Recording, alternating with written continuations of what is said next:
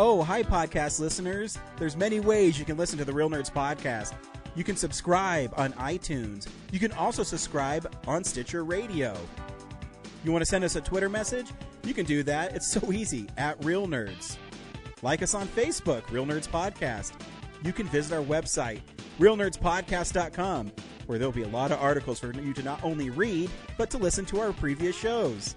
Do you like your stories told through pictures? Then you can also follow us at Real Nerds on Instagram.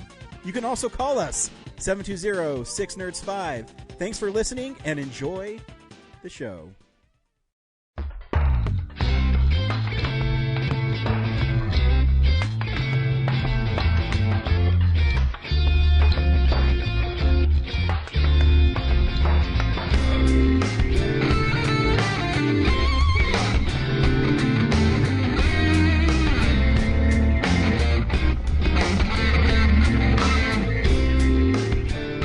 This is Real Nerds Podcast, unofficially the official podcast of Denver Pop Culture Con.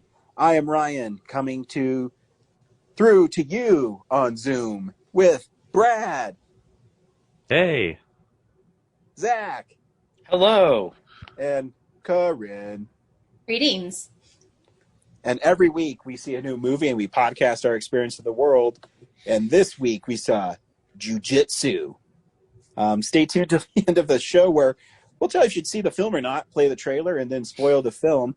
We also talk about movies that are coming out on Blu-ray, movie news, films we've been watching throughout the week, and also, every once in a while, we get to talk about films that people on this podcast make about beer and karate or whatever form of martial arts. Brad, tell us. We invented Hopskeeto. I love it. Tell us about your film that people can start watching next week. No, it's right now.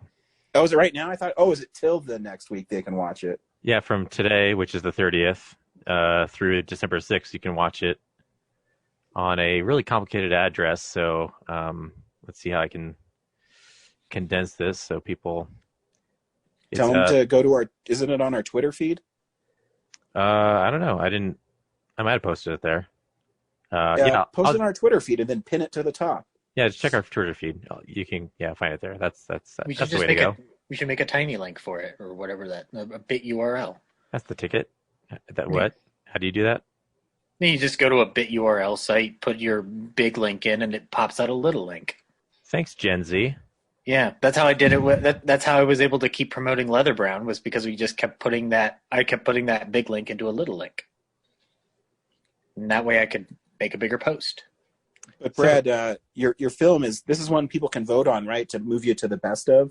Yeah, we need people to vote on it because there's 2 rounds of voting.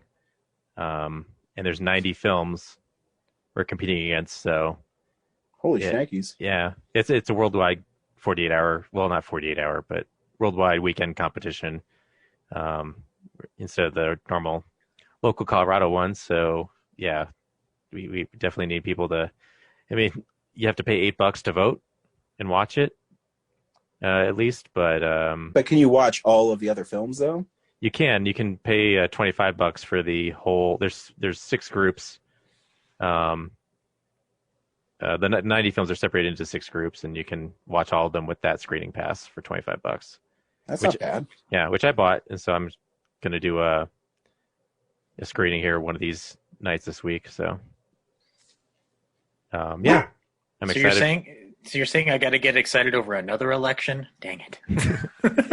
I know. Like even if we do make it past the first round, then we got to go to the next round, which I don't know how many films that's going to be in it. But it's for audience choice. So yeah, you know what? It's cool. worth $8. It's worth $8. I'll do it. Choose the Legend of Drunken Brewmaster if you can. I would love a poster with you pointing. What's the name of this festival, Brad? What's the easiest way people can find? What's the name of the festival? It's the 4 Points Film Project. Cool. Search 4 Points Film Project and then vote for Brad's film. Yeah, the word 4, not the number. Well, the count, not the FOR, but FOUR word. 4 Points Film Project. Yeah, and it's I'm excited for people to see it. And you also made a film, your annual Black Friday film, right? Yeah, with Zach. Yep. I got to get co-director credit this time. But yeah, It must not be that good because Brad doesn't want his name on it. Well, What? I'm the co-director, so he's got his name with me. So, I mean, you don't want to take it all the credit, is what I'm saying. Yeah, it's not good enough that I can just claim it entirely. So Yeah, he has to share the blame with somebody. yeah, Yep. But yeah, no, this year was interesting because we didn't feel comfortable trying to go around filming the Best Buy again like we had the last 2 years. So I think it was a great idea to like bother commerce that's already kind of on the edge. So yeah, it and the last thing we want to do is ruin whatever chance they have of being successful with their whatever sale they're going to do. So, which I don't think we'd truly be interrupting it, but still not smart. So instead, we just filmed something at my house. Right on. Yeah. It's almost done. So maybe next week you'll get to see it. Yeah. Cool. And Brad, you're going to take us around town too? Oh yeah. Fuck yeah. Hey, film buddies, follow me around Denver.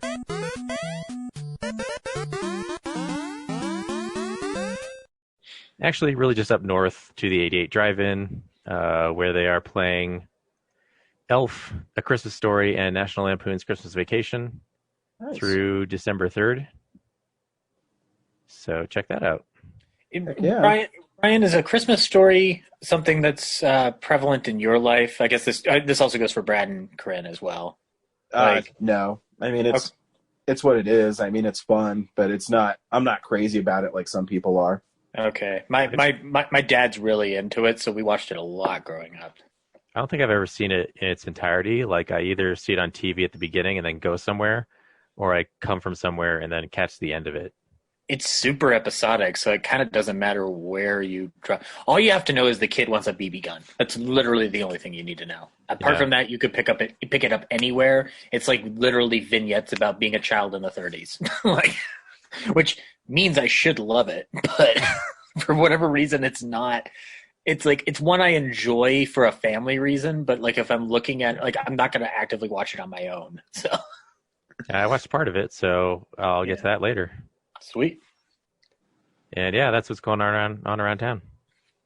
Cool. News in the movie industry is a segment we call Real News. It's real news!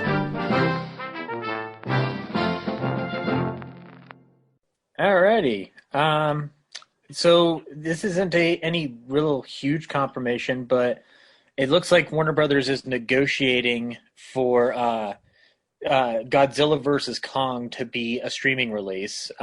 It's been reported by The Hollywood Reporter that Netflix made an offer of $200 million, but Warner Media is looking to take it on over to HBO Max, which seems like the more likely route given the fact that it's the Warner Brothers movie. But yeah, I mean, this is kind of some news we're going to be seeing even more of down the line. So this is, I honestly wasn't sure how well Godzilla vs. Kong was going to do in the theater period, because I don't know how many people really went to King of the Monsters last year, apart from us. So, Well, I mean, I think it's an event film, and I think it'd be pretty big. And I think it's a movie that probably would play better in a theater.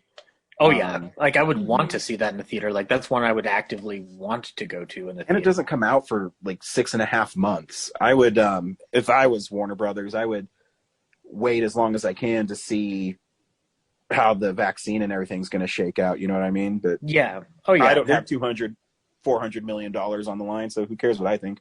No, that's true. You only have about $100 million on the line. That's true. I do have an executive producer title on this because I put up so much money. Yeah, I just don't think that they want to get into the situation like they were in with Tenet, where it just kept getting pushed back, and so they had to keep altering the market or all the stuff, the trailers and everything. So yeah. I could definitely see where it's we're just throwing good money after bad. So we're either going to release it on this date for sure, or it's just going to go straight to streaming. Like I said, I think at this point, I would, if I were the movie studios, because there's no big movies besides Wonder Woman in December, I would totally hang out to see if the vaccine's actually going to release in December and see how it plays out, because who knows, by May, with hopefully everything will be somewhat normal where we can go to movie theaters. I mean, we probably still have to go with the mask until it's gone, way down, but we'll see. In the meantime, Warner Brothers can do a teaser trailer for the vaccine itself and get people psyched for it, Yes. Big movies are back because of the shot. Yeah, I was on a call today, and the epidemiologist was saying that the earliest the general population is going to get it will be May. So we'll see. Yeah, I think it's a moving needle anyways, because, rightfully so. I think someone like my wife and vulnerable people should get it. For those who don't know, my wife is a nurse and she has to deal with it almost every day. Yep. So I feel better if she got it so she doesn't actually get it. You know what I mean? Yep. So, and then take care of the most vulnerable elderly people and people with pre-existing conditions. And yeah, absolutely. But yeah, so anyway, the moral of the story is, until we get a vaccine, wear a fucking mask. And we'll move on. This is news that's prevalent only to Henry and possibly me. Netflix is giving David Lynch the green light to do a series with them. So, cool. The show will be called Wisteria, and that's all we really know about it. I honestly bring this up because I found it fascinating that Lynch hasn't gone to them already, because it seems like, given how much they throw money at creatives like him, that it would have been like an obvious go-to choice. But because he worked with Showtime on the Twin Peaks revival, but it seems like he had some trouble with Showtime over that series anyway. So maybe this is why he's going over to Netflix and not sticking with another streamer. Anyway, there you go, Henry. You can get excited. So there's been some report about the new Scream movie that we're going to get, which is just called Scream, or Scream 5, guys, it's just another Scream movie. But it appears that unlike the 2018 Halloween reboot, this reboot-quel or whatever is going to directly reference the first 4 Scream movies. So it's basically just Scream 5, guys. They're just not calling it Scream 5. I'm surprised, the S isn't going to be a 5. It seems like I you guess should that's have more done of that. a early 2000s style of making movies. So it might look like 5 Cream, though. Yeah. But Ryan, we're in the middle of a pandemic. The world's upside down, topsy-turvy anyway. Why can't we have a little bit of 2000 retro feel for this right now? Why wouldn't they just call it Screams and make the S look like a 5? That's what we were just. Oh, Scream. I meant the second S. Oh, gotcha. Okay, gotcha. No, that. Well, no, that could because be Screams isn't the title of the film. I think that's probably why. Screams would be like, what the fuck is that? I guess it'd be like Aliens. Yeah, exactly. I mean, I'm just going to go out on a limb here, considering I've never seen the Scream movies, but I'm going to imagine that more than one scream is uttered during the films, right? Yeah, you should watch Scream. It's good. No. No, Corinne, you'd like Scream. I don't know if you'd like Scream 2 or 3, but you'd like Scream. All right, and Scream 4. But I was going to say they should just call it Scream 5. Never going to stop screaming. Because why not? Let's just make the title goofy. It's a sequel. We're in the 5s now. Did Jamie Kennedy, when he died in 2, when he made that, you know how he made the spoilers. No, it doesn't matter. Corinne's not going to watch these movies. When he dies in 2, and then he has that video in 3. Talk about our listeners, Zach. Oh, okay. Sorry, listeners, if you are born after 6. What I was going to say is do you think he has another videotape stashed away where he's like, so you find yourself in the middle of a reboot? That's all I want to know. If Jamie That'd Kennedy, be sweet. Actually, that'd be a funny thing to have in the movie. Yeah, but they need to. They need to not reveal it. So, guys, if the screenwriters are listening out there and they want to add this in, that's cool. Just don't tell me until the movie comes out. I want to be surprised and also validated. Moving on. So we got a trailer on Wednesday that apparently set the internet on fire for a hot minute. It was a very controversial trailer. controversial, in my opinion, to very unstable individuals, because we got a trailer for Clifford the Big Red Dog. It's not much of a teaser. Shows a lot of little dogs looking cute. But then I'll know, what's this?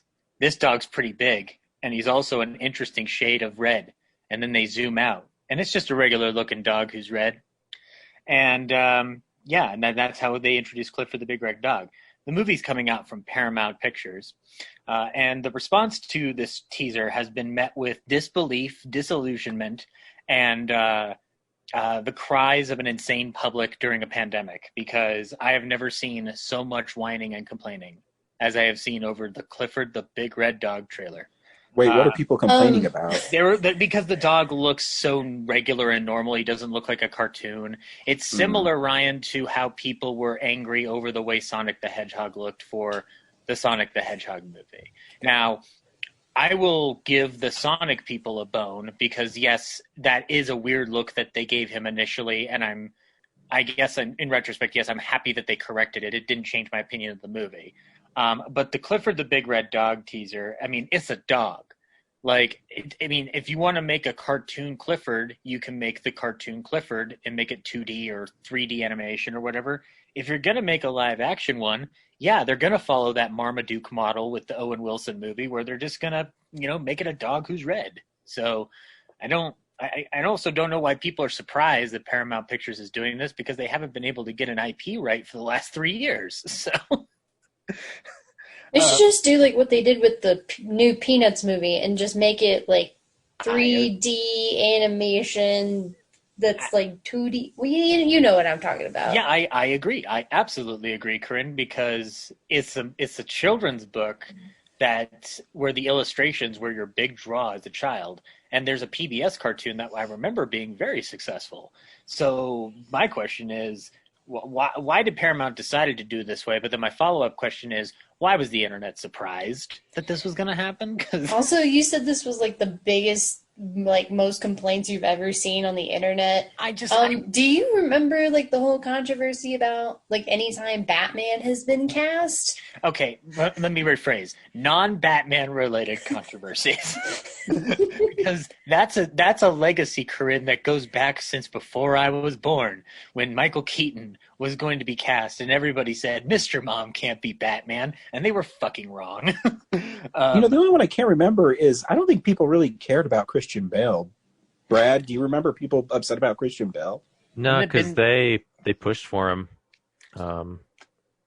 Yeah. I mean, I remember they hated that Heath Ledger was cast as a Joker. Oh yeah. Yeah, that was a big old. I subscribed to Wizard at the time. Remember Wizard, the magazine? They had a whole article about if he was right for the Joker. Yeah, that's. I was part of the camp of like, well, nobody can beat Jack Nicholson's Joker, and then I was proven wrong when I finally watched Batman Begins. So, and then you rewatch '89 Batman, you go, he's okay. Yeah, like this is the thing. I appreciate Batman '89 on a different level now, but when I saw Batman Begins and then got very excited at that, where he's just like, he gave us here's his calling card, and he's like, oh, look into it. I'm like, oh, I'm very excited. And Heath Ledger's also a good actor, because if you watch Brokeback Mountain, you'd notice that he's a great actor, and he can probably inhabit whatever role he's given. Yeah, he'd be really good at a zombie now. Oof. Is it too soon? No, it's been what? 12 years. I've been retired for 12 years from making those jokes. So yeah, no. Long story short, guys. Clifford the Big Red Dog. It made a lot of people on the internet cry, and I don't understand why. And then the last big piece of news is we had a death, another Star Wars death. David Prowse, who was the actor who did the physical work of playing Darth Vader in the original Star Wars trilogy, passed away at the age of 85. Arguably, Prowse has a lot to contribute to that performance because he's on screen.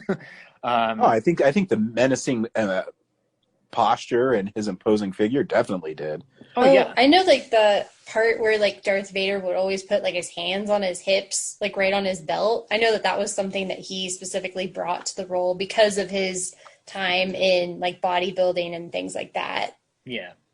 And I mean, like, even if you watch, like, if you turn the sound off and just watch his physical performance on A New Hope when he's interrogating Leia and then trying to find where the plans are, like, he's scary as shit, even without James Earl Jones's voice. Now, if you watch the audio with his voice, it's clear that they needed to change that voice. But Prowse was not just Darth Vader. He also played the Frankenstein monster in Horror of Frankenstein in 1970, and then Frankenstein and the Monster from Hell in 1974. He was also a bearded torturer in Carry On Henry VIII in 1971, and is an executioner in a movie called The People That Time Forgot in 1977. And he also popped up in small little areas in the Beverly Hillbillies, Doctor Who, The Saint. So yeah, he had an eclectic little career going on in the 60s, 70s, and 80s. So, I didn't know this. Apparently, he had a small hand in getting Christopher Reeves in the role of Superman. So that's pretty neat. So yeah, but 85. Thank you, David Prowse, for all the things you brought to a wonderful galaxy far, far away. Amen. Yeah, I know. and now we can eat Star Wars Thanksgiving dinner. I gotta say, like, when I heard that news, I was and I'm still just terrified that something's gonna happen to James Earl Jones, because I'm like, oh no, like, I can't lose both my Darth Vaders. I think this year, like, fuck 2020. It would be interesting, because then that would make Coming to America his last movie, because I believe he's in it. Well, I mean, I know he's like ancient. He's like 90, I think. So he's immortal. The only thing that could kill him is COVID. That's why we've got to protect him. Yeah. Otherwise, he's immortal. Him and Maggie Smith, like, just nothing happened to either of those two during 2020. I have to imagine Maggie Smith would chase away Corona with a broom, because that's just how I picture Maggie Smith doing that. No. She would sass COVID so much it wouldn't even get within 10 feet of her. You know what? I think you and Ryan would agree with me on this with Harry Potter knowledge. She would scold the virus, like, very harshly in the middle of a classroom full of other wizard children. I'm surprised that Ryan didn't accuse her of, like, throwing tea on it. No, because I like her and stuff. I don't recognize her in Downton Abbey. She's excellent in that show. I'm sure she is. You know, drinking tea and shit. That is an excellent cast, but she is undoubtedly the best. I think her performance is the best out of everybody. Sorry, what about Paddington Dad, Hugh Bonneville? Is he good? His character's kind of a terrible person sometimes, so it's hard to root for him. He added sugar to his tea, and you don't do that. No, he, like, gambled the family fortune on a railway thing. Oh, God. That was delivering tea. And he like cheated on his wife. He's kind of with a tea baron. No, with one of the maids. Jeez, Ryan, just watch the show if you're gonna make jokes about it. No, Ryan. He cheated on his wife while drinking tea. Totally. What a jerk. Because that's the only way British people are allowed to be unfaithful is if they're drinking tea. Or if they're at a cricket match. Why do you think they love tea so much? I want Ryan to go to the UN and talk about why we should have an embargo on Downton Abbey, a BBC product. I'm pretty sure it's like co-made with PBS, and that's why they get to air it over here. So yeah. I think it's a co-American production, so I've got the first two seasons. I still need to sit down and finally watch Downton. So watch it, Zach. My grandmother loves that show. That's why I'm probably going to put it on the front of my TV watching list, because my grandmother rocks. First season's great, and the second season's even better. And then after that, it's kind of like meh. It's okay. But anyway, yeah, that's news. Movies come out. DVD releases and Blu-rays. Okay. Not like on Blu-ray or anything. No, they just come out. You guys are really great at interrupting me, so I'm just going to make it really short now. This just in off the wire. This new Blu-ray Except coming for out. Brad. Brad, thank you for listening intently to everything I have to say. Absolutely, buddy. Thank you. It's just off the wire. New Blu-ray coming out called Ryan Drinks Tea. It's a British film designed specifically to annoy Ryan. But in actual news, Popeye already came out on Blu-ray, right? The Robin Williams version? I don't think so. Well, then this might be the first time. It's the 40th anniversary. So you can pick up Popeye with Robin Williams and Shelley Duvall. That movie's pretty adorable. And It's weird as fuck. but like it's weird because I didn't like it as a kid.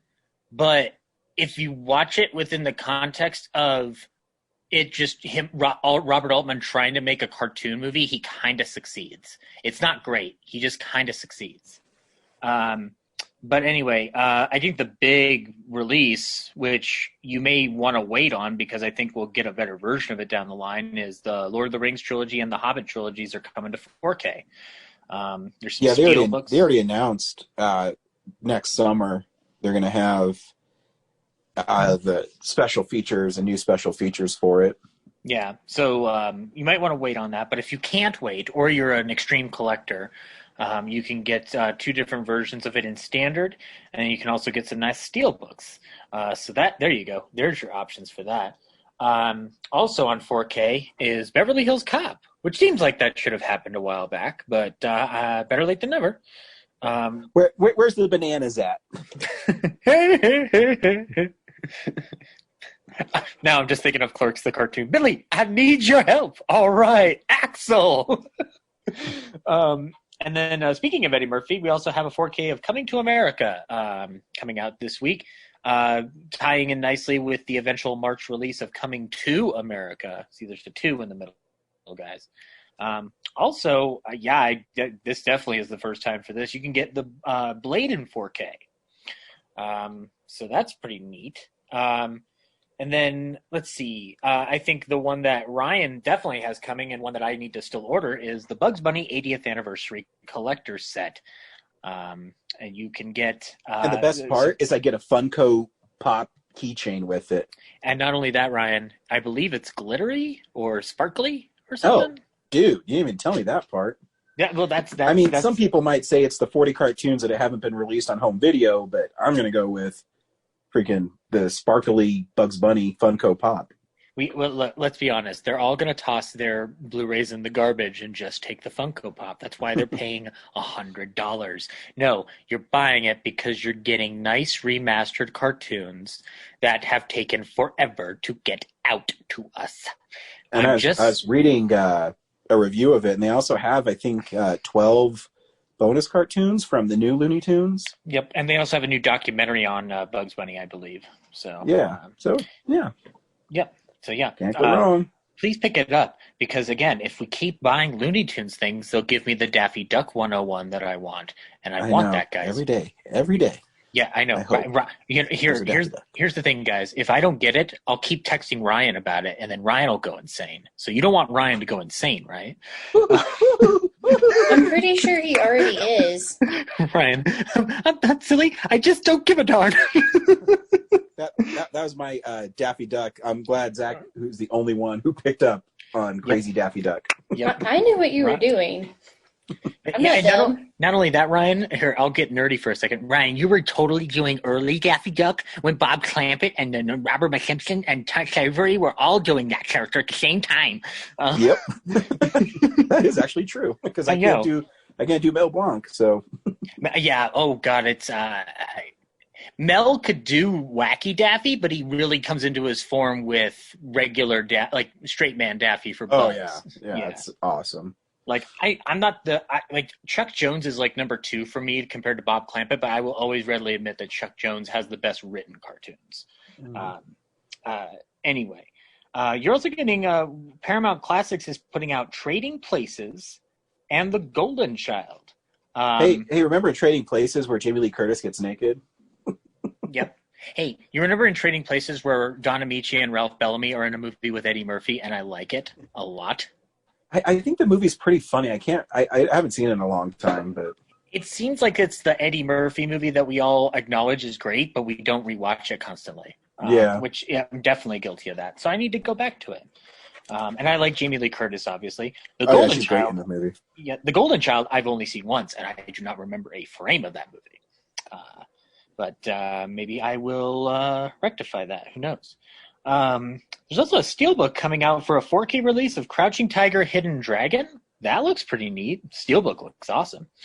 And then we are getting the original TV series of Mission Impossible coming to Blu-ray for the first time.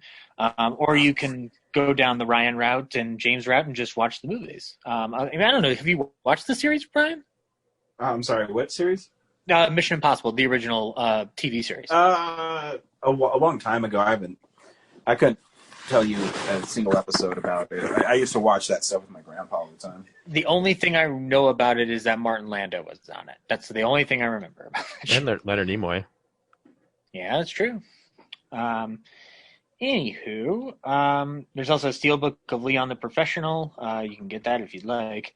There's a really interesting steelbook of Chernobyl in 4K. I still haven't seen Chernobyl, but this artwork is freaking dark, so I'm down.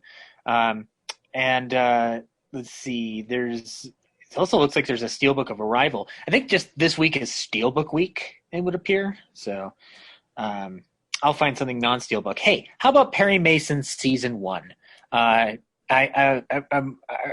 have you watched Perry Mason? No, but it's produced by Robert Downey Jr., so I might. That's why I asked if you had seen it yet. We'll go over to the specialty labels then. Kino Lorber is putting out a movie called Attack from 1956 with Jack Palance and Eddie Albert. If you want to watch Attack, you can get that. Palance. I don't know. Every time I hear about Jack Palance, I just remember about a bet that I won with my friend Jerry. And because I won, he had to buy me the DVD copy of Man Who Shot Liberty Valance. For whatever reason, he thought Jack Palance was in that movie. And I'm like, no, he's not in it. And he didn't believe me. So he's like, I'll bet you. And I'm like, okay, but you're going to lose. So that's why I have that movie on my shelf, is because Jack Palance. So thanks to him. He was not in that movie. Ryan, did the Top Gun 4K Steelbook already come out? This feels like it should have already come out. No, it didn't, because when they first made it, fun fact is they put the wrong jet on it. It wasn't the F-14, so they had to redesign the Steelbook, and that's why there was a delay on it. Those fucking monsters. Like, that actually seems like the dumb. You own the movie. How do you not know what's in the movie? I don't get it. Yeah, people are not paying attention. I'm just going to assume that everybody's dumb except for me on that one. Anyway, and then Criterion is putting out Crash from 1996. This is not the terrible Crash that won Best Picture. This is a movie called Crash by David Cronenberg, and it's about two people who get off and have sex after car crashes. So if you want that in your life, go ahead and get it. It's an interesting movie. I would probably not want to own it. And yeah, that's news. That's movies, but cool. We watch films throughout the week. We call it What We've Been Watching. So, this is the stuff we've been watching. Brad, what'd you watch this week? Not a lot. Just first off, I watched The Last Starfighter, which came out on Arrow in a special edition. And I'd never seen it before, but pop culture had made me think it was going to be awesome, and it really wasn't. I knew I watched that movie when I was a kid because my dad really liked it. And I don't know. Like, I think I see what you're talking about, because it isn't really, compared to Star Wars, it's kind of lame. But I think it kind of has, like, a certain charm to it. No one talks about the CGI in it. This is like 86, I think. Yep. Yeah, there's like PlayStation 1 level cutscenes for a lot of the spaceship flying around in the movie, and it's Yeah, no one seems to ever include that in the early CGI discussion. It's interesting that Nick Castle was kind of in a weird forefront of trying to do special effects movies that were way too ambitious for the years they were made. Yeah. Because he does this and the radio flyer, like he does some little like tricks with special effects that are interesting. I guess he learned a lot from Escape from New York. Yeah, I mean, if it's 1986, like, and all you've really seen is Tron and Star Trek 2 for CGI, yeah, it's way impressive. Oh, and actually, it's 1984. But still, that makes it even more impressive. Yeah. So, yeah, that was kind of. I mean, it doesn't make the movie better, but I mean, it was probably it impressed the hell out of people in '84. But yeah, the story is just not kind of what I expected. I mean, I'm not sure I should expect anything out of a movie I haven't seen, but the Clerks animated show, that's a kind of a parody of it. I'd say is more entertaining than, the fact that he's recruited by the this agency for his video game playing skills is actually quite like a small piece of the movie. Right, I thought it'd be the biggest part of it. There's no, after he gets recruited into the special agency and then goes into space to fight this horde of creatures that are attacking. He spends so much time trying to not be the hero, and he displays no confirmation of like why he was so good at the game. Like he wasn't even that good at the game. He got the high score after someone else had already got the high score in that unit. So it was a fluke. So yeah, after he gets up there, he waffles around and tries to get out of being the last starfighter. And then I missed the part where I guess the other starfighters got eradicated. I looked away for a second and came back, and suddenly he is the last starfighter. And then the evil old man from OCP and RoboCop is the guy under the makeup for the alien helping him. Yeah, and then meanwhile, there's this side story of they clone him so that he has a clone on Earth while he's away, and it interacts with his girlfriend. And I'm just like, this story doesn't need this at all. Like, she could just be waiting for him to come back. Like, I don't know why they needed to see him with this creepy clone. It's horrifying. It'd been awesome if they added Weird Al Yankovic's "I think I'm a clone now" while it happened. Then it totally be worth it. I only had to wait like 7 more years for that song. But yeah, like they even show the clone growing like under the covers of his bed. Is just like this creepy prosthetic, unfully grown clone. Yeah, I just thought it'd be cooler. It isn't, but what can you do? Yeah, and then the really awesome thing I watched finally is all of The Mandalorian. Nice. Wait, so you're all caught up? Yeah, I binged that shit. Yeah, it's so good, isn't it? Yeah, like the amazing thing I think is that the stories individually aren't that special. Like they're mostly episodes from other sci-fi shows I've seen before. But there's something about it, how so stripped down it is, that it's done. They don't have characters saying, like, explaining everything that's going on through dialogue. Like they actually let this show breathe and like let this silent character, like, just through his actions, be the show. Yeah, and like I think my favorite part is actually the credits, like the Ralph McQuarrie style credit art. Oh yeah, it's beautiful. Awesome. That recaps the show. Like, wow. Like, and the song's awesome too. Yeah, I mean, it's in almost every episode. Yeah, like that theme is great. And I'm just like, this is the Star Wars like we've been, like the grown up, more mature Star Wars we've been waiting for the past 20 years. God, I wish I could go into spoiler territory, but Yeah, don't like Corinne does. I'd appreciate it. I'm like I was one going episode to, back. so I'll just say that I'm so delighted as a fan of the books in the 90s that they are being embraced. So, as evidenced by this last episode. So I'm super excited. And yeah, it's wait, have you not watched Rebels? I haven't watched the Clone Wars or the Rebels. Okay, any of you the should anime things. probably you should probably do that. I watched a little bit of Clone Wars before Force Awakens came out, and I actually was surprised how much I liked it. I haven't seen Rebels yet, though. Yeah, I'm sure it's good. Because I think the thing you're referring to in your comment about the books, you will want to check out Rebels Season 3. Okay. So I haven't seen all of Rebels. I've seen like clips and a couple of episodes, but I really want to watch it now because I'm like, I think it's all connected.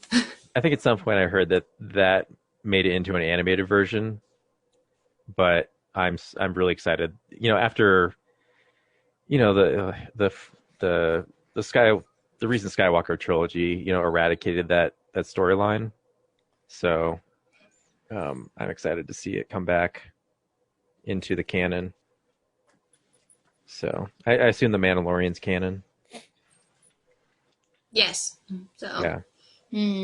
It all kind of ties in with like everything from Rebels and Clone Wars, because a lot of the characters that have made recent appearances appear in those properties as well.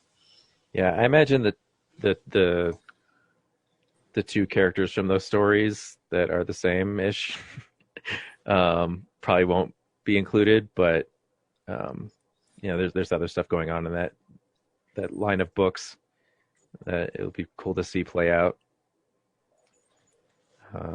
Yeah, so Mandalorian, I mean, so cool. Like, just so simple, so cool. And it's like not even that long. Like less than a day I can watch. I got caught up. So yeah, just cool stuff. And just like more mature Star Wars. It's great. Yeah, and then I watched Christmas Story and Christmas Vacation at the drive-in. And like I said, I still haven't watched Christmas Story in its entirety. Like, I came in late at the drive-in, so. Did you not have cable growing up as a kid? Because if you didn't, or if you did, I don't know how you missed that movie, because they used to do those marathons all the time. Yeah, there's one channel that plays it 24 hours a day. I think it's TBS. It is TBS. I don't know if they still do it because I don't have cable anymore. Oh, I think that's the only way they make their money now, correct? Yeah, I didn't really seek out Christmas movies to watch. It would always just, if it was on, it was on, if someone else put it on.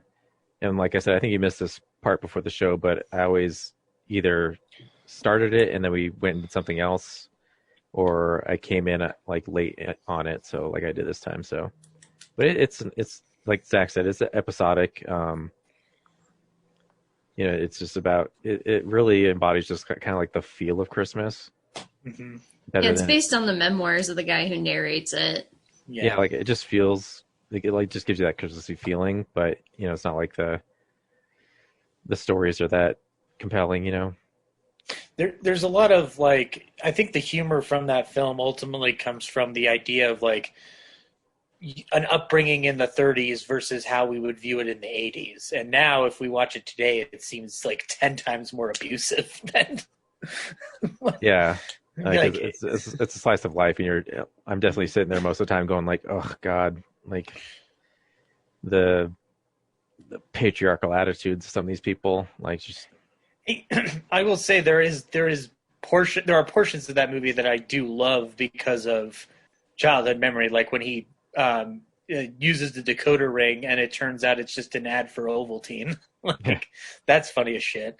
I remember being freaked out by Scott Farkus as a kid and getting. He had yellow eyes. Honest to God, yellow eyes. And when Ralphie beats the shit out of him, I remember getting freaked out about that as a kid. That and the tongue on the pole. That also was just unthinkable as a child. But yeah. I always love how his brother gets like so bundled up that he can't even. He just falls over because he's so top heavy. Yeah, there are fun memories of it, but as Brad said, like it's not something you're going to actively seek out unless you grew up with it. Or the lamp. Lamp's pretty good. Yeah, and then Christmas Vacation is just like the best. Like, I think everything that goes on that movie that everyone has experienced at some point in their lives regarding Christmas. I was trying to think, like, what would I do differently for this movie, and I couldn't. Like, I was like, they put everything in there. I don't know where else you would go with it. No, it's pretty much everything you'd want out of a vacation movie that's set at home. Like, yeah, it hits the spirit very well. Only the odd numbered vacation movies are good. It's the opposite of Star Trek. Grace, she passed away 30 years ago.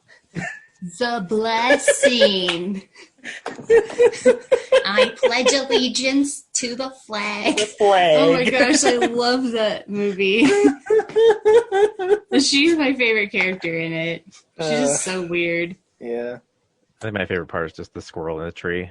Like, they can't find it, and he turns around and it's on his back the whole time. Yeah. Yeah. But anyway. I love Cousin Eddie in that movie. Like, that's the only good Cousin Eddie performance to me. It's hard to watch given, like... Yeah, Randy Quaid's a weirdo. Yeah. He is a wackadoo.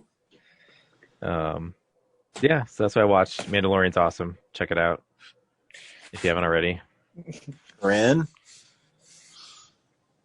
Okay, well, just jump off of what Brad just said. Yes, I watched the most recent episodes of The Mandalorian. Since y'all got on my ass last time for spoiling things, and that's not my fault, I'll just say it is your fault. If you spoil things, it's your fault. No, it's not my fault that you're behind, and it's not my fault that you listened when I told you to cover your ears or leave the room or something. It is your fault. You don't have just to mute say the computer for like a minute, Ryan. Jeez. You don't have to say anything. You can just say it's really great. Again, not my fault that you're behind. Anyway, how far behind are you, Ryan? I'm just an episode behind. Oh. So I you know what haven't happens seen in it chapter because it's 13. all over the fucking internet. But Yep. Okay, so why can't I talk about it? Because he wants you to be better than the internet, Corinne. Well, too bad. He's trying to There's no motivate spoiler you. the only embargo thing on that's on the this. internet is Rosario Dawson's character. I don't know the context of it, so that would still be a spoiler if you told me the context of why she's there. Well, I think it's pretty obvious why she's there. That character's been around for years. Yeah, I'm a huge fan of the Clone Wars series, so seeing that character make an appearance, my little Star Wars fan heart just grew 3 sizes that day. Oh, I want you to do a critical essay on Star Wars called "My Little Star Wars Fan Heart." Oh, It's you with a space guitar. There were a couple of things about the episode I didn't like, but just the fact that she made an appearance, that we got some really cute scenes, and I was just like, don't care. This episode is perfect. I don't need it anymore. Honestly, this could have been the series finale or season finale, and I would have been fine with it. But apparently we get 3 more episodes, so that's cool, I guess. So, yeah. The Mandalorian is amazing, and everybody should check it out. Zach. All right, fine. I'll watch The Mandalorian. Will you please let my dog go? I just texted my sister for the Disney Plus info so I can get on my computer and start watching this. Boom. Do it. I know my mom and sister started, so my younger sister's been watching it too, but my youngest sister and my mom haven't seen it yet. But I guess over Thanksgiving, they're like, all right, well, we're finally going to check what this is about. And I guess they watched the first episode together, but then my sister got distracted with other things, and my mom just went ahead and watched 3 more episodes without her. She's like, this is too good. I can't wait for her. This is why I can't watch TV shows with family members, because I'm just like, look, I'm not going to play catch up. It makes me selfish, but I'm not. I won't back down from this one. So I'll get the next thing out of the way. We had the sort of season finale of The Blacklist. So this is, as far as I understand. Fucking Christ. Shut up, Ryan. The more you complain, the longer this is going to take. So shut it up, okay? So this, as far as I understand, the episode that premiered last week was supposed to be the series or the season finale last year before all the COVID stuff happened and they had to shut down production early. So it was like, you kind of got the sense like, there were big things going on and it was kind of wrapping all these things up. But on the other hand, it just kind of felt really weird because I'm like, we already knew this was going to happen. Like, I don't even care anymore. Wait, so they went through a whole new season and then ended the new season with the unfinished episode from last season? Well, I mean, they just kind of they basically just delayed it. So instead of these most recent 2 episodes ending at the end of last season, they made them the beginning of this season because they were like, well, we still need this story to wrap up before we move on to whatever we had planned for season 8. That's what I'm imagining has happened. And we're not going to get the next episode until January sometime. So don't worry, Ryan, you get a little bit of a breather. But Wait, so they didn't start a new season. They just... No, they did. Yeah, this is season 8. But it was kind of, like I said, it was supposed to be the series finale or the season finale last year for season 7. The episode that aired a couple weeks, 2 weeks ago, was supposed to be the season finale for season 7. So they went back in time to re-explain what happened? No, they just, like I said, production got shut down, so they weren't able to film those episodes at the time. Yeah. So when production came back this fall, those are the 2 episodes they filmed. They just aired them, in season 8. So then what was that animated thing they did at the beginning of the COVID and all that? That's what we're talking about, right? No, this is not that episode. They just left that episode alone. Oh, so... Yeah. The episodes of this new season... that didn't get done, have just now got done. Right. Yeah. So what ended up being the season finale last year, they had half the footage shot already before everything shut down. So they were like, okay, so what should we do? Should we wait to finish this episode whenever we can come back, or should we just try to fill it in with this animation or something? So that's what they opted to do. But they still had episode 21 and 22 to film after that. So obviously they didn't get any footage, so they had to wait until they came back this season to film those episodes. So this was Katerina Rostova conclusion. How many episodes were in this new season? Is season 8? Yeah. I have no idea. We're only 2 episodes in. I don't know what it is. So the season. So this season's not over. No, season 8 is not over. Oh, okay. They just started, Brad. They just started season 8. No, at some point I thought you said that we were talking about the season finale, so Ryan didn't have to worry about it after this. Well, it's it's like the fall finale basically, but it was supposed to be. You know how they always do the conclusion is the series or the season finale. No, it makes way more sense now. I know that this isn't the season finale. It's the fall finale. Yeah. Right. I was we had 21 episodes prior to this, and they went back to the last season to finish it. That's why I was confused. So anyway, it was really, really dumb, as expected. And Brad, I don't think you care about spoilers, so I'm just gonna say that Red shot Katerina Rostova and killed her. Oh, that's not surprising at all. That's nope. kind of what happens to everybody. Yep. I know, right? And they try to make it out is he going to kill her? Because they make this whole thing about Liz says, if you kill my mom, then we're done. I'm never going to speak to you. I'm never going to work with you again. And Katerina's like, you're not going to kill me because, you know, if you did, you know, Elizabeth would hate you. And so then right when Elizabeth is like running to like go save her mom and she's like 20 feet away, Red just shoots her mom. And then he just leaves. And that's how the episode ended. It's definitely something he would do. Yep. And they tried to make it like slow-mo and all dramatic, and it was so stupid. Which is so unfortunate because it's like this character, and I was honestly expecting her to stick around a lot longer than she did. But unfortunately that didn't happen. And they're just like, whatever, she served her purpose. She can die off now. Ryan, are you okay? So what? Oh, thank goodness. Ryan's still alive. Don't worry, Brad, it missed. I guess so. Not weird. He's not a good shot, but okay. At close range.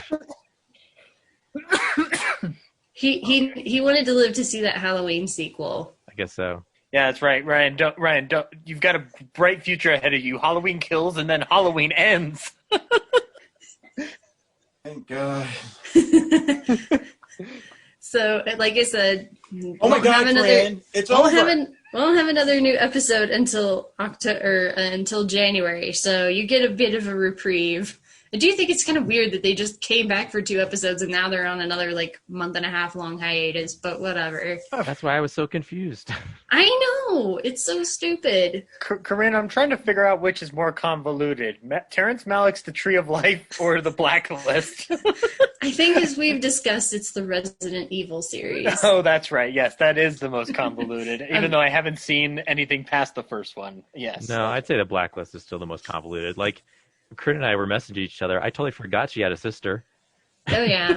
Yeah, she's got to have a sister floating around somewhere. Yeah, that was like I don't even remember six what episodes. happened to that. Yeah. It actually is reminding me of all my circuits from Futurama, where everybody's an uncle or a second cousin twice removed who's going to kill Calculon. Yeah, that's about what it feels like at this point. I want Calculon in The Blacklist now. I'd watch it. So, one more TV show for you. We got the most recent episode of Hanyo no Yashahime, the Inuyasha sequel.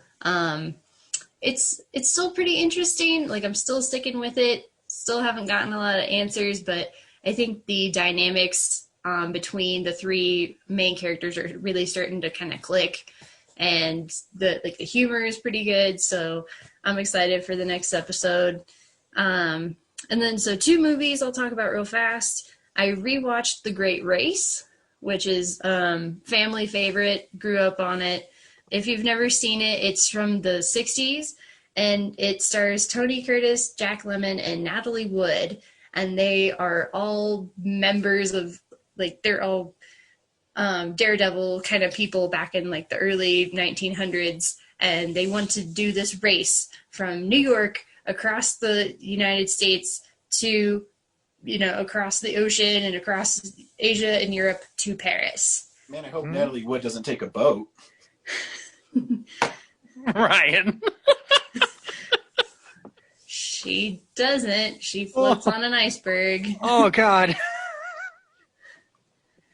Anyway. See, that's a Natalie Wood died joke. Yeah. Oh, yeah, Ryan. We knew.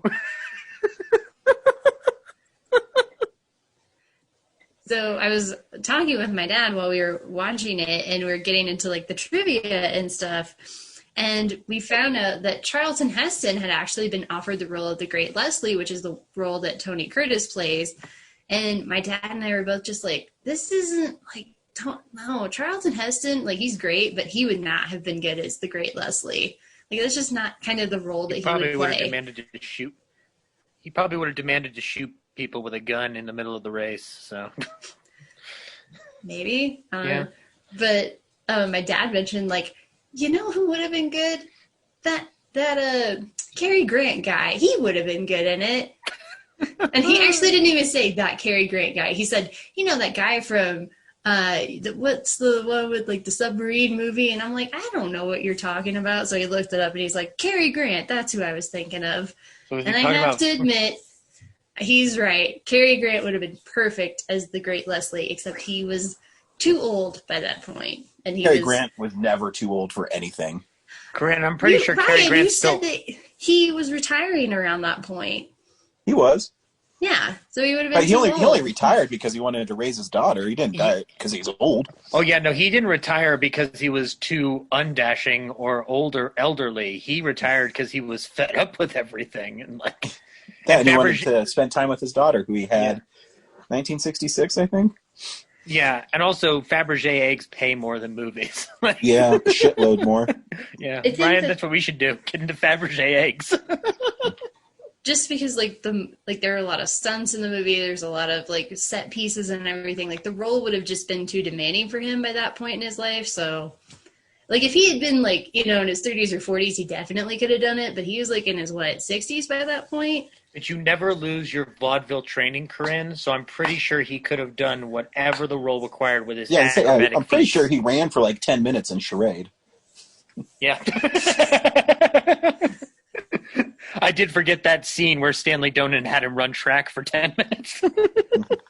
Might be confusing him with Tom Cruise, Ryan. I know they get, you have man crushes on both of them, so you mix them up in your head. You know what it would have been great if Cary Grant had lived into the 80s? Like far into the 80s? No, like far into the 80s, like up till 1989. He lived to 86. No, the 1980s is what I meant. Like, get him in a movie as Tom Cruise's father. Yeah, I know, and I'm telling you, he lived to 1986. So we're doing perfect. Except Craig T. Nelson and all the right moves, Cary Grant. That would have been awesome. Would Tom Cruise have been big enough to be in a movie at that point? Oh, 1986, I guess, yeah. Color of Money and Top Gun. So, yeah. Mm-hmm. All right, cool. Never mind. Let's make this happen in our minds, Ryan. Anyway, The Great Race is awesome, and I highly recommend everybody check it out. It's kind of long, but I feel like it has a good pace to it, and it keeps you engaged. So it doesn't really feel as long as it is. It's a fun time.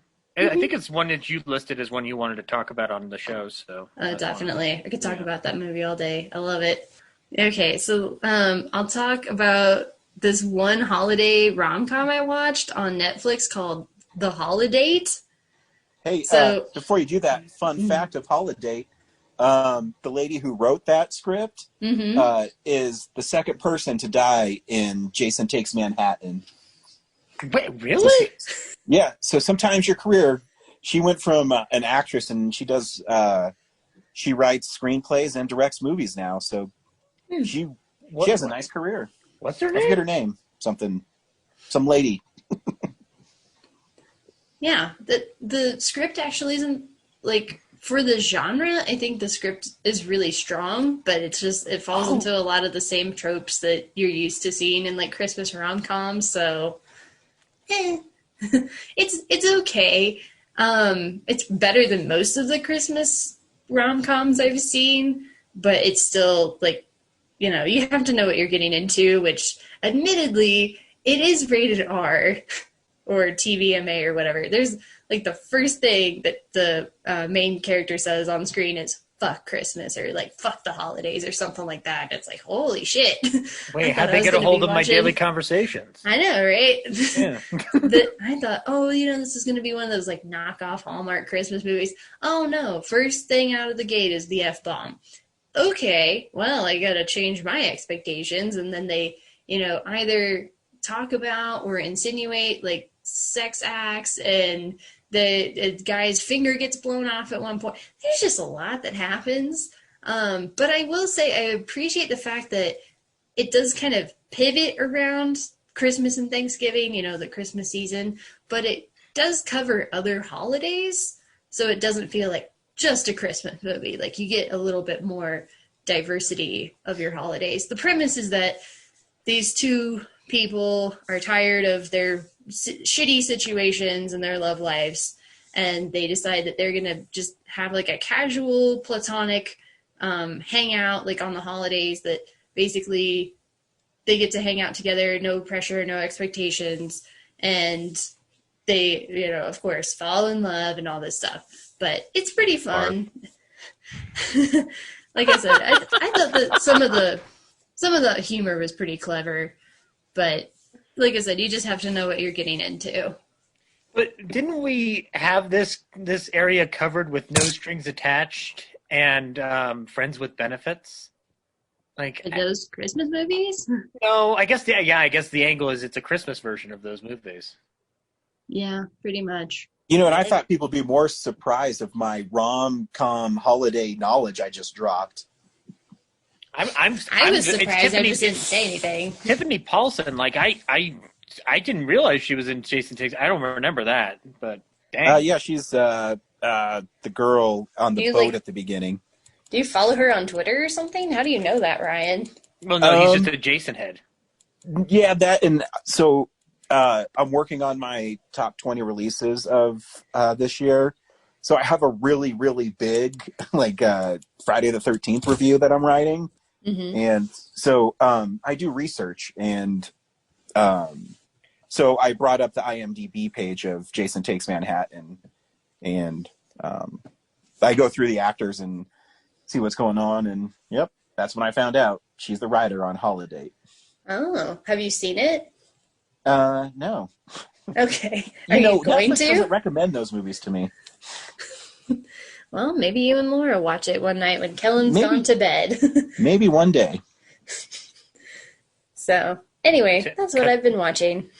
Cut to tomorrow. Laura just goes, Ryan, let's have a holiday. No. You know what, Ryan? Maybe I need to send her a message and be like, you know what, you should watch, Laura. You guys should watch The Holiday. It's super cute. You would like it. Corinne is man, I picked up a shift that night. Corinne, why are you devious towards Ryan's marriage? And you know what else, Laura? You should check out The Blacklist. I think Ryan would love that movie. It's about law enforcement and hacking into the criminal mind. And James Spader, he was Ultron, remember? Zach, what'd you watch this week? All right, I'm going to take it away from The Blacklist and bring it over to Cary Grant for a minute, if you don't mind. Yes. So I kind of talked a little bit about it last week, but I wanted to elaborate further. I rewatched a movie called Only Angels Have Wings, which is a Howard Hawks film. I hadn't watched the Criterion before, and the transfer looked fucking incredible. It's one of those ones that when Ryan was talking about it, I would be like, oh yeah, that movie is good. And then I just waited way too long to revisit it, but that movie is wonderful. The visual effects in that movie are astounding. And what was even more astounding was on that Criterion, there's a special feature with Ben Burt and a special effects guru. I don't remember his name.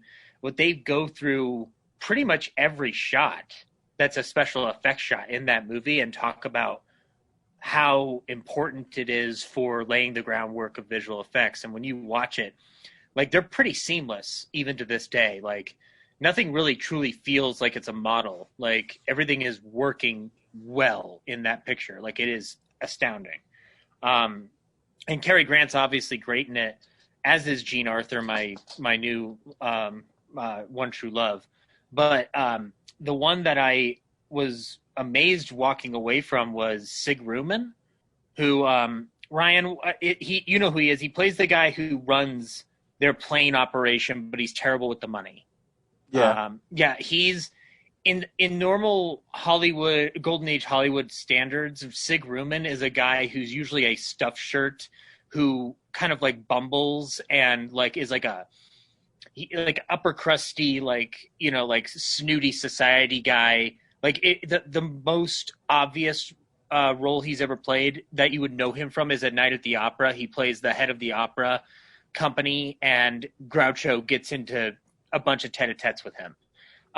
But he's allowed to have I have never seen him do this in a movie before, where he's he has actual emotion and depth as a character. So it's so bizarre.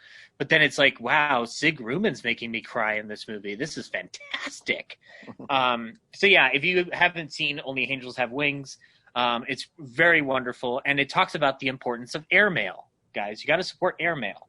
And then did the film club this week. They showed a double feature of Goodbye, Mr. Chips and The Philadelphia Story. And Goodbye, Mr. Chips still very amazing. I hadn't watched it in a while, and I actually forgot that his kid dies in the middle of it. But it's Robert Donat. Like it's a movie that like it's very tough in the year 1939 to single out the greatest performance in a movie, because you have in that same year Mr. Smith Goes to Washington, Jimmy Stewart. But if you watch Goodbye Mr. Chips and you don't cry, you're not a human being. And I would question your ability to function in society, because he's amazing in that film. And the trials that he goes through in that film, where it's basically he goes to work at this university and you see a whole entire life unfold in the span of 2 hours, and it's still incredible. And Robert Donat, who was in the 39 Steps and went further and beyond in his career, but he didn't do that many films because he was perpetually ill most of his life. He ended up dying in the mid-50s, but there's one of those things where I'm like, Jimmy Stewart is wonderful in Mr. Smith Goes to Washington, but I'm really glad that the Academy recognized Donat for that performance, because I don't know what other time they would have had to do it, given his, what we now know is, like, in retrospect, it seems like the best choice. But then we went over to the Philadelphia Story, which is still a romp and a riot.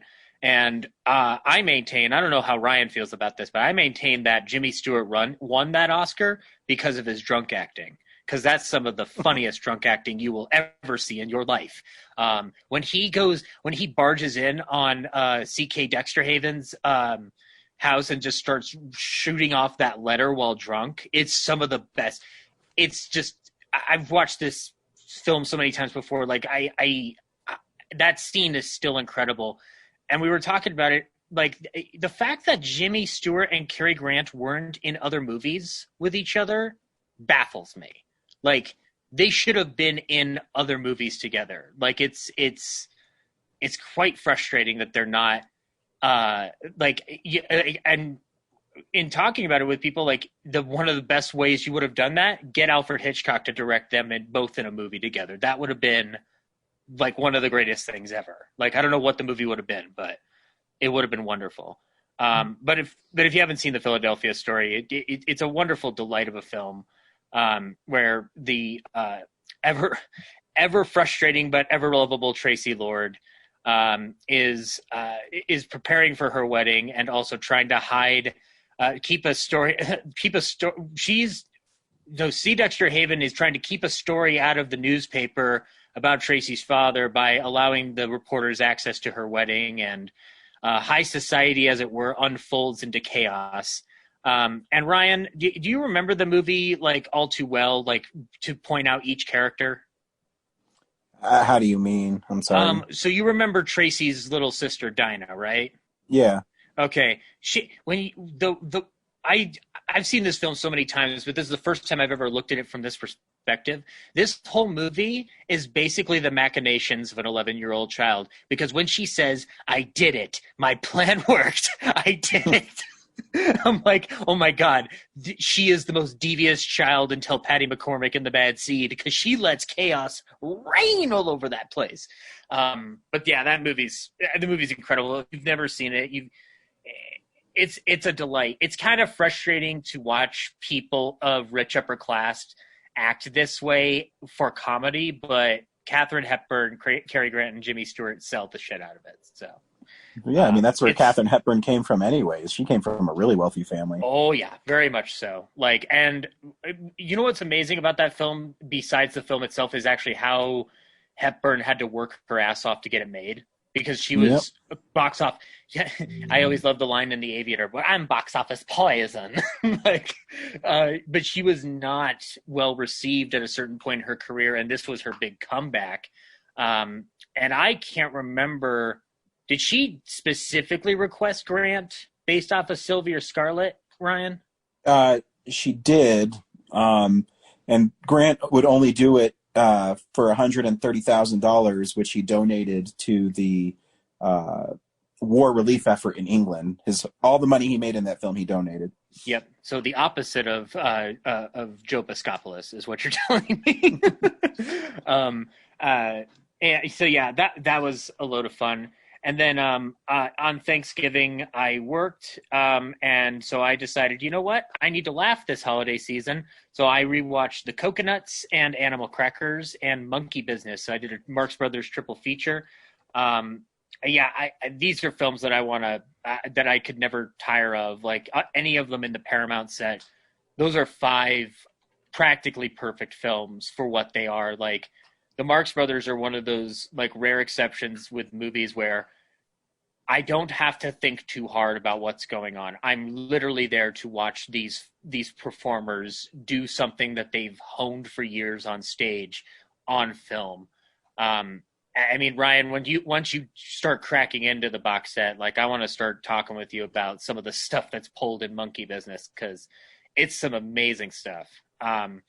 And I also rewatched Horse Feathers, which is my favorite of their films, even though it's the one that's missing the most footage and has kind of the worst quality of the films apart from Coconuts, because Horse Feathers, for whatever reason, is the one that got kicked around or something in the late 50s and 60s, because there's moments in that film where the film still looks like they had to stabilize the hell out of things. Like images are warped. And there's a scene in the movie where Groucho and Thelma Todd are in her boudoir commiserating, and you have Chico and Harpo running in and out of the place, dropping ice out of windows or playing the piano. But if you look at the editing, it's obvious that stuff's missing because it's just been lost for decades, like due to wear and tear and degradation. So, but yeah, these are all just wonderful films. If you listen to the commentaries on them, they're even more incredible.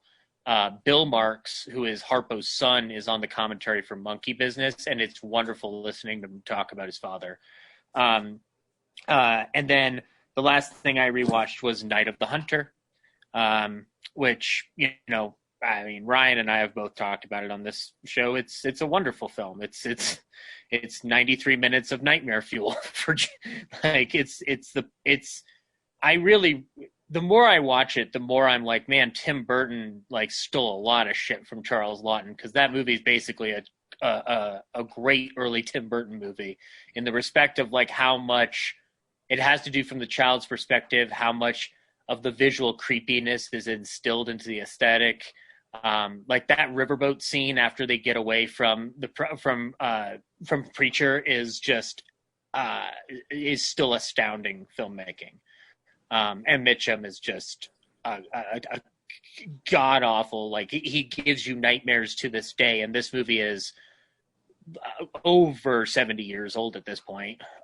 So like, or like 60, 70 years old, but it is just remarkable. I'll tell you the one thing that I hadn't watched in a while though, since getting the release, was Charles Laughton Directs, which is that bonus disc on the Criterion.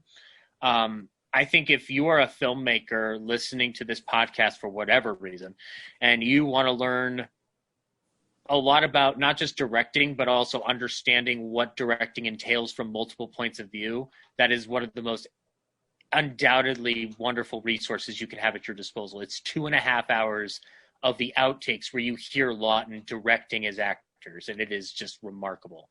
And it also dispels a lot of those rumors about him being annoyed with the children or having difficulty with the actors. Like he's just as demanding but loving as any director who's gotten positive reception from his actors. So, it's kind of a shame that Laughton had that film get kicked around the way it did by the studio. But anyway, that's all I watched this week.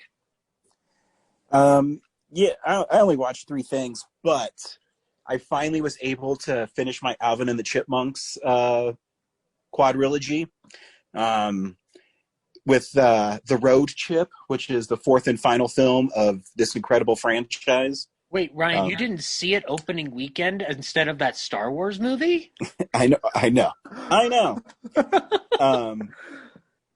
Ryan, how many brain cells would you say you've lost while watching these movies? Like, just ballpark it for me. You guys don't even know. So in this one, Dave is going to Miami, but he only has a +1. But he has 3 chipmunks at his house. Who's he going to take? His new girlfriend, and her son is a punk-ass teenager who's mean to the chipmunks. Wait, Can you believe it? Wait. You can't be mean to the Alvin, Simon, and Theodore are American treasures. You can't be abusive to them. But then they team up because they think that Dave is going to propose to his girlfriend down there. And they don't want to be a family together. No. So then they create havoc. But guys, I'm not going to spoil this for you. But they might work out their differences towards the end of the film. But that sounds ridiculous, Ryan. Why would they ever do that? Yeah, I doubt that that's going to happen. I'm pretty sure that they're all just going to go their own way and be miserable. How does David Cross fit into all this? So David Cross isn't in this one. He escaped? Yeah, Tony Hale is the bad guy. Oh, come on. Yeah. So if I had to rank the Chipmunk movies, guys, it's Alvin and Chipmunks is the best. The Squeakquel is the second best. Road Chip follows, and then Chipwrecked is probably the worst, but it does get the most laughs with David Cross because he plays this like seagull on a cruise ship, and he doesn't wear anything else throughout the whole film except this seagull costume. So it's pretty funny. And he knows that it's stupid. So, he delivers. Yeah. Every line is super hammy, so it's kind of fun. You can't you can't give shit to David Cross or Tony Hale because they need a paycheck. Like, I'm not gonna, It's funny. Kellen loves these movies, and they're they're harmless family movies, but they're not that great. I liked the first one, and the second one was okay. Yeah, I mean, they're okay. They're not great. They exist. Yeah. I loved the cartoon when I was little. Oh yeah. I don't know if I'd still like it. I'd have to watch it. I don't know. Do you have a DVD of it? Like, did they put No, I haven't seen them in 30 years, probably. I mean, I could still sing the theme song, but that's about it. I mean, no matter how much time goes on, they'll still want a hula hoop for Christmas. So that's right. All that matters. And the only two other things I watched is, I worked 12-hour shifts all week, and so I would just, when I'd get home and wake up at, like, after only sleeping 3 or 4 hours, I just scroll through my streaming stuff, and I would mark things that came out this year that I haven't seen. So I watched Palm Springs, which is a Lonely Island movie that Andy Samberg is in with the lady who plays the mother from How I Met Your Mother. And I watched it a couple weeks ago, Ryan, and I never got to talk about it for some reason. No. J.K. Simmons is also in it. Basically, it's like Edge of Tomorrow Groundhog Day. and Groundhog Day, where it's this really weird time loop that Andy Samberg is trapped in at his girlfriend's friend's wedding. And so he relives the wedding over and over again. But by the time you get to where Andy Samberg is, he's already done it over like thousands of times. So, it's actually really funny. And it's funny in a way that isn't that obvious that's funny. Like subtle humor? I don't know if it's subtle, but it's not as outlandish as the other Lonely Island stuff. Okay. So, like, not like pop star, never stopping rambunctiousness. They have silliness where he's about to hook up with the one lady, and then J.K. Simmons shoots him in the ass with an arrow. And and that's how she goes into the cave, because he crawls away while he's bleeding out to get back into the cave that can transport him back to there's lots of rules. And she follows him in, and she gets stuck too, and they work the whole time to get out of it while they fall in love. But then there's some darkness to what's happening as well. Did you like it, Corinne? Yeah, I thought it was pretty good.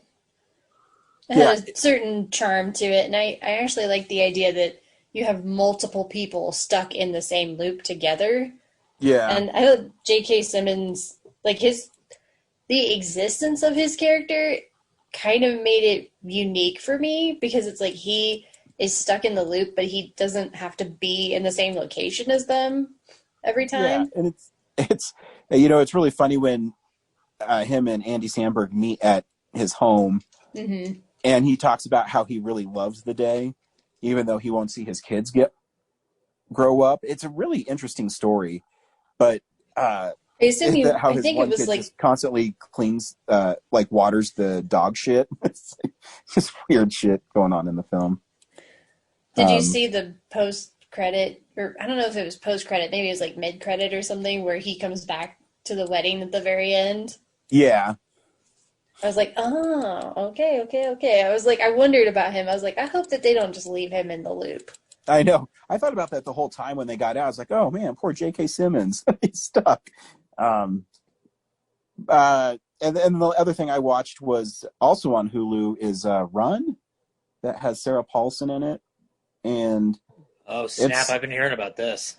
yeah, it's a pretty good movie. It's Sarah Paulson plays a mom of a lady who has a disability and has a lot of it's not disability, but like asthma, I guess diseases, asthma. She's confined to a wheelchair. She gets skin rashes, and she needs a lot of medication. And she's about to go off to college. And I really don't want to talk about the movie because there's a lot going on in it, and a lot of it goes into spoilers. But it's made by the guy who made Searching, so it's really well directed, and the pace is really great. I think it's maybe only an hour and 25 minutes. It moves really fast, and it's a good movie. I think everyone should check it out. Sarah Paulson's really great in it. The young lady who plays her daughter is really, really great in it. But yeah, it's just about a mom and her daughter going through life while her daughter is handicapped, but a very smart and capable young woman. And yeah, that's all I'm going to say about it, because you really should just watch it, because if I say any more, then it gets spoilerish. So yeah, just watch it. Sarah Paulson's great in it. Sweet. And that's what I watched this week. I mean, I did show my kid Predator, but that's cool too. Wait, and when he was done with the movie, did he say, "Dad, you son of a bitch"? And then you just gave him a high five. So all week he's been calling himself my pet Predator, because I've been playing Predator Hunting Grounds on PlayStation, and he thinks the creature's really cool. So he's been jumping all over our house on cabinets, on tables, and using his claws to climb up stuff. So he thought it was a really cool movie. Like, man, this movie's kind of inappropriate, but meh. So, Ryan, what you're saying is that we might get that Lil Pred movie, and Kellen would be the Predator. Kellen Frost as Lil Pred. Dad goes away on an intergalactic hunting trip, but he has one stowaway. If it doesn't eat its vegetables, we can kill it. Yeah, Coming to good stuff. theaters 2022. And then there'll be Little Pred 2, where Danny Glover has to fight the Little Predator. This week on Real Nerds Podcast, we streamed Jiu Jitsu. I did, Brad? because I didn't even know that was the movie until 2 hours ago. Brad, should people stream Jiu Jitsu? Speaking of the Predator, yeah. If you've always watched The Predator from 1987 and wished that it had martial arts, less gore, and Nicolas Cage in it, then this is the movie for you. I did not enjoy it. I would rather watch The Predator. Zach, should people watch Jiu Jitsu? No, but I want to thank this movie in the deepest possible way imaginable, because it made me, it really made me realize that I need to start going back to these type of junky direct-to-streaming action flicks, because some of them are films that are bad, but they are a good time, and this was a bad movie that was just not even worth my time. Apart from one of my features, which is Nicholas being whatever he's being in this movie. But aside from that, no, it's pretty junky garbage. We'll talk about it, but there's a lot of issues from production all the way down to it just doesn't. It's not fun. Like if it were fun, I would probably be giving it a recommend for if it goes to Netflix, but I can't even do that. So no, I'm sorry. Yeah, this is definitely one of the worst movies of the year. Yeah. So yeah, I mean, I got mine on sale for $4. I hate you, I know, right? So key. And Cartman. yeah, it's just garbage because I don't. How do I say this? I don't know what it's trying to accomplish, and when a movie is this over the top, you either have to embrace it or you're gonna get lost. And this movie takes itself way too seriously. Yeah, and that's I don't know its if biggest this, issue. I don't know if this or Scoob is the worst movie of the year, or 365 Days, but it's one of them. Here's the trailer for Jiu Jitsu. You know what I don't understand? How the hell are you still alive?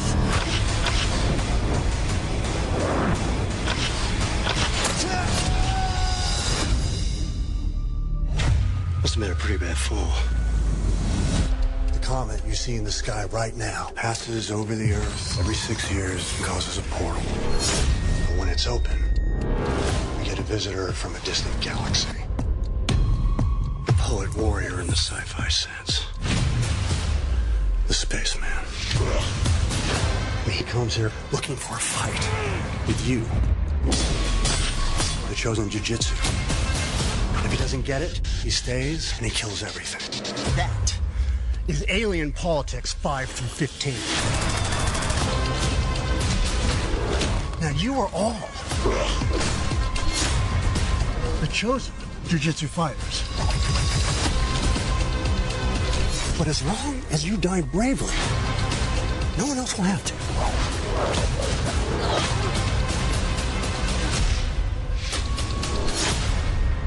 He's crazy, like me.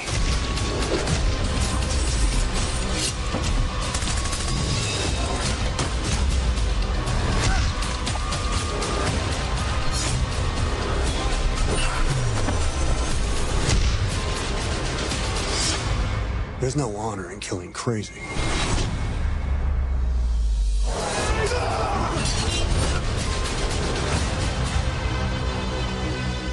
I can fly too.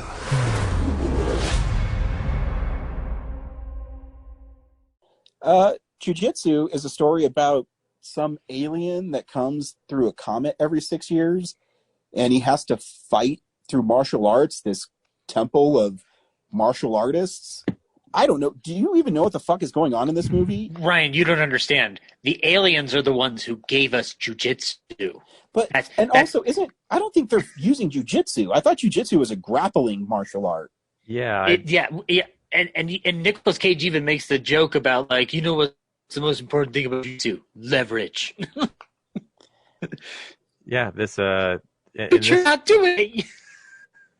in this world, jujitsu is just a technique, a random, all-encompassing technique that the aliens train humans to be able to do because they want to have like awesome opponents to fight against. And so that alien comes to Earth, and if you don't fight him the best, he will, I guess, eradicate other people who aren't those people in that cult, I guess. I don't know. Well, Brad, you explain the movie better than the fucking movie did. Which is amazing because that's all the movie does is explain itself and then do some martial arts action. Yeah, I get that, but like it's like they would walk and then they go, oh, and you have to fight them one by one. But why? Like, it doesn't make any sense. So the government or the army, I love their patches too. It said army. On it. And special intelligence army. And this is my biggest complaint about it is if you're going to make a movie like this, you need to make it way over the top because it's just not fun enough. Oh, did you see Crossbones give the alien the finger when he died? That was Oh, fun. that's true. oh, no, not just one. He gave him both fingers Yeah, before both he birds.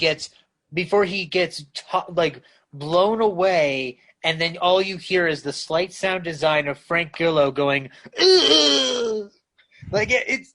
Ryan talks about like the get 'em the gold in the Magnificent Seven. This is some shitty Wildline / ADR of Frank Grillo dying. Like, Well, Why- even Why was the Sorry. army in this movie? Like, is that just a random setup? Like, I feel like Oh. this movie could have just. it's because of the amnesia plotline, Brad. Is that how he got amnesia? Yeah, yeah, but why does that dude even have amnesia? It's because he fell into a river. That's what happened. He fell into a river, and when you hit a river, you get amnesia. What makes it really stupid is the reason there is so much exposition in this movie is so they can tell you why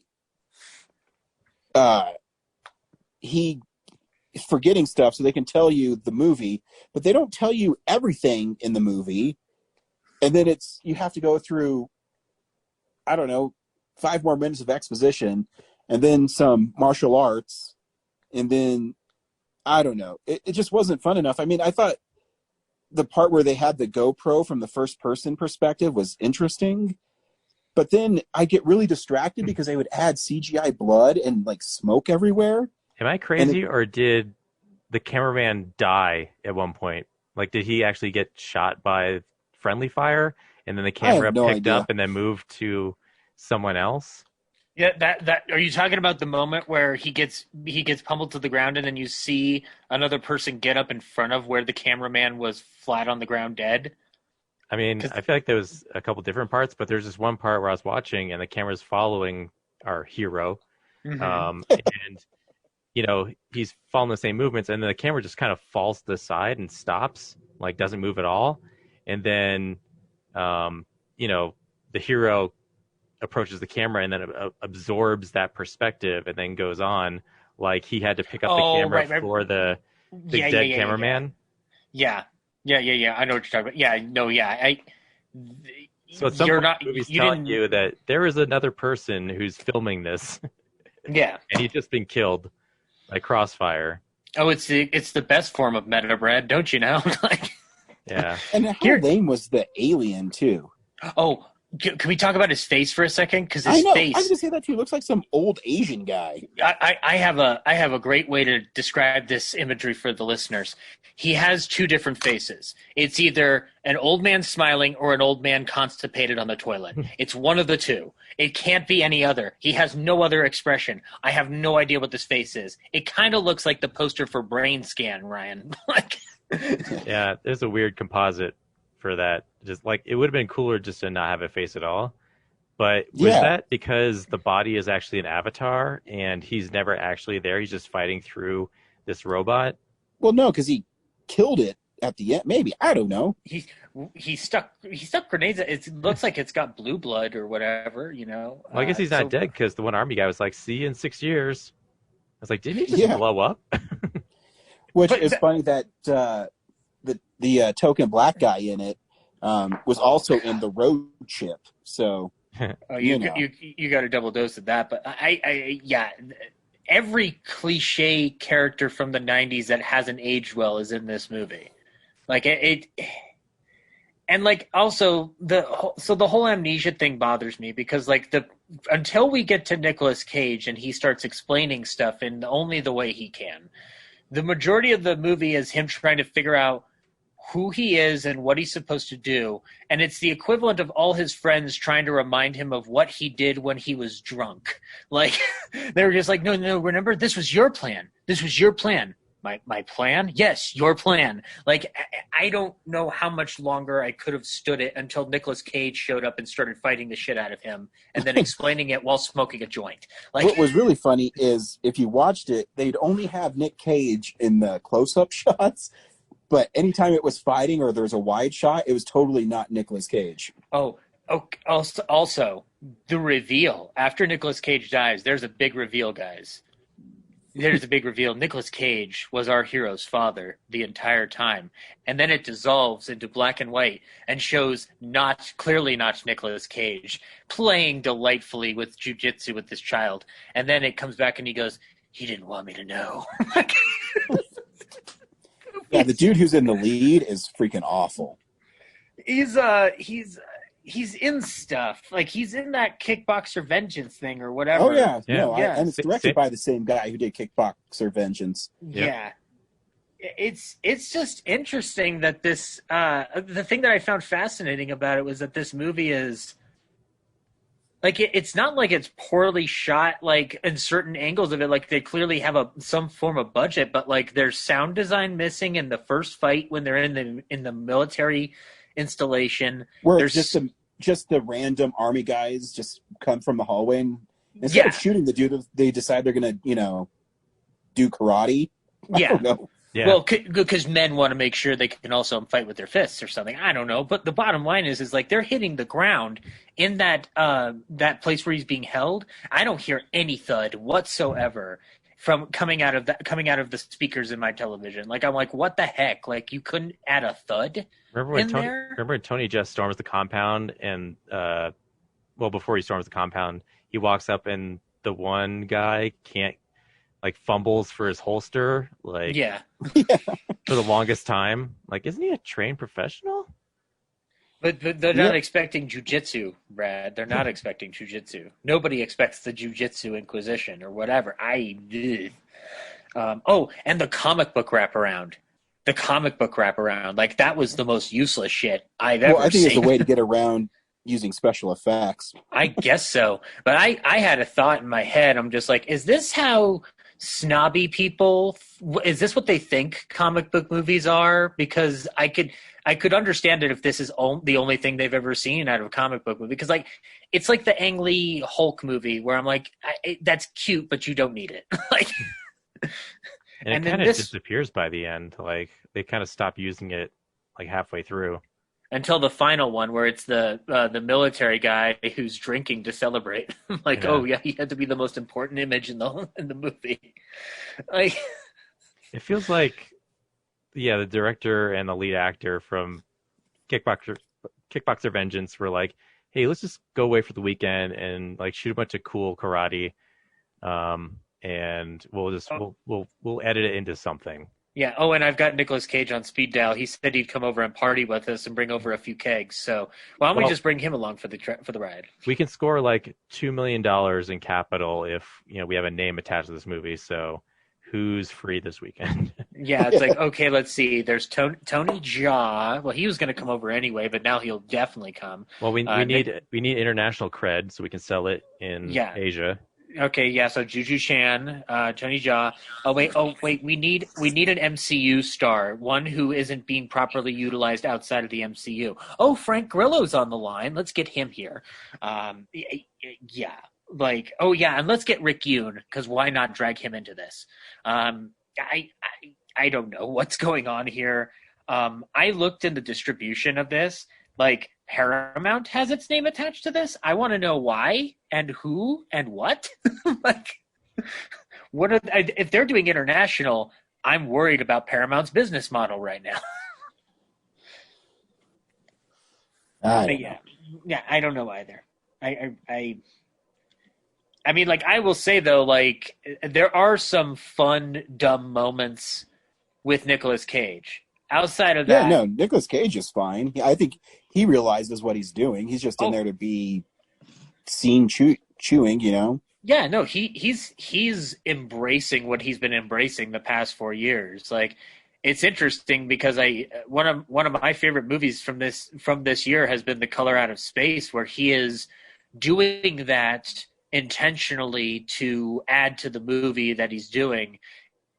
And then, nope, I got to put back on the silly hat and just, go for broke. And he delivers as usual. I love the line. He was like, get off my piano. Like, I want to take that out of context and make it my ringtone. Like, yeah, don't see this movie, guys, please. Yep. This budget was $25 million, guys. What are we doing with money? Oh, man. $25 million. That's a lot. That's an obnoxious. Brad, we could have made our Black Friday video 1 billion times over with that. Wow, that is so much for that. Yeah. And what we get, $25 million buys you a shitty portal with a shitty explosion after you stuff grenades in a shitty CGI alien. That's what it buys you. I bet 10 of it was just Nicolas Cage. Probably. I mean, and you know what? He earned every penny. Yeah. So next week, Can we just watch The Predator next week? I was actually thinking. Well, I guess we did watch Predator 2 earlier this year. I was thinking that that Mel Gibson Santa Claus movie where the kid hires a hitman to kill him is streaming. That free? sounds weird. That didn't look like something I'd want to see, but yeah, I guess so. Is it like an action? Is it a comedy? I have no idea. It's Mel Gibson, so it might be insane. It's called Fat Man. Because I was talking to Brad this week, and one of the reasons we picked Jiu Jitsu is it's a new movie from 2020, and it's only $6. Yeah, we kind of felt like we could either go back to Nerdemic, but we also have a film explosion to do, and I think people need more movies for the list. Although I don't think those movies are going to make the list, but we should at least try to include as much 2020 stuff. So yeah, I mean, that was at the landmark Greenwood Village right before we shut down again. So. I know you guys will boo me immediately, but Manx coming to Netflix on the 4th. Boo. I don't know what that is. It's David Fincher's new film. No, we should probably include that at some point. But beyond that, I mean, I guess if it's Fat Man, I mean, trying to see if there's anything else. And I don't think I'm gonna like it. I mean, I know Wonder Woman. We're gonna do Wonder Woman when it goes to HBO Max. Holiday. Actually, I'm kind of curious about the holiday now that I know there's a Friday the 13th connection. Man. I did not know that, Ryan. Thank you for telling me that. Well, every once in a while. Oh no, every day, every week. It does list Batman as an action comedy, so either whatever way, that means. We are streaming it, whatever it's going to be. So yeah, we'll figure it out. Cool. Well, thanks for listening, everybody. Bye. Bye.